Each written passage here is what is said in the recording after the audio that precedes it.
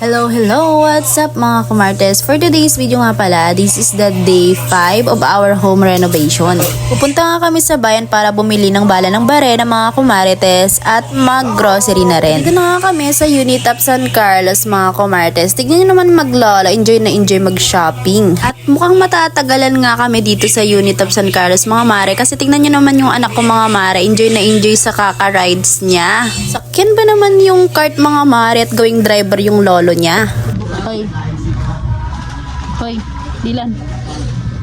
Mas kawadan ka lasing. Diba mga mare, ginawang racing car yung push cart. Aba naman.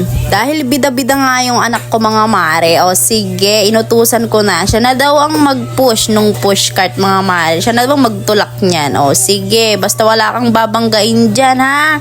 Para wala kang bayaran. At habang abala nga kami mga mare dun sa kabila, ito naman si Papa bumibili ng toyo. Marami namang toyo si Mama. Oo na mga mare. Alam ko na kung saan ako nagmana. Bumili na nga rin kami ng stock namin mga mare dahil medyo malayo to sa bayan. Good for 1 week nga ito mga mare, pero sa tingin ko good for 1 day lang.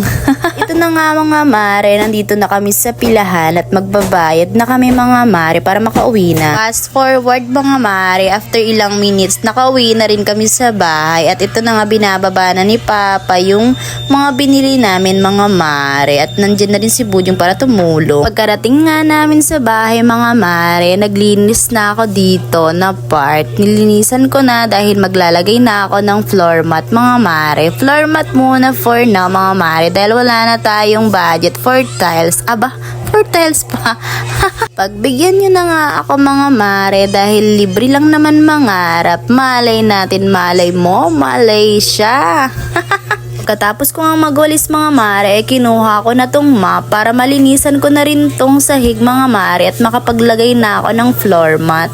Nag-umpisa na nga ako magkabit ng floor mat mga mare at kinat ko yung dulo para naman maging aesthetic at maganda sa mata mga mare yung design.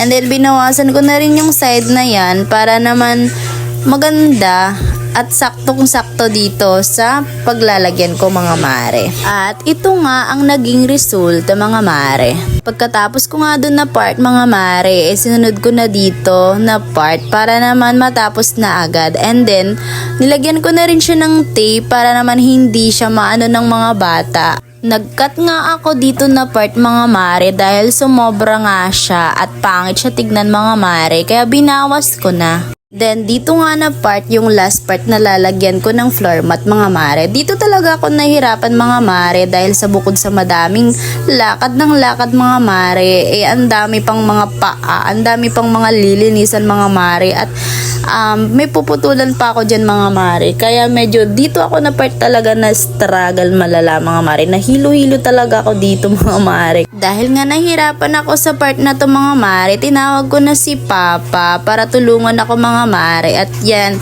siya na nga ang pinagtuloy ko niyan mga mare dahil kung kailan matatapos na, doon naman ako na-struggle malala mga mare. Kaya siya na ang pinagtapos ko. Tapos nga namin maglagan ng floor mat mga mare, kinuha na namin yung ibang gamit at ipapasok na namin mga mare.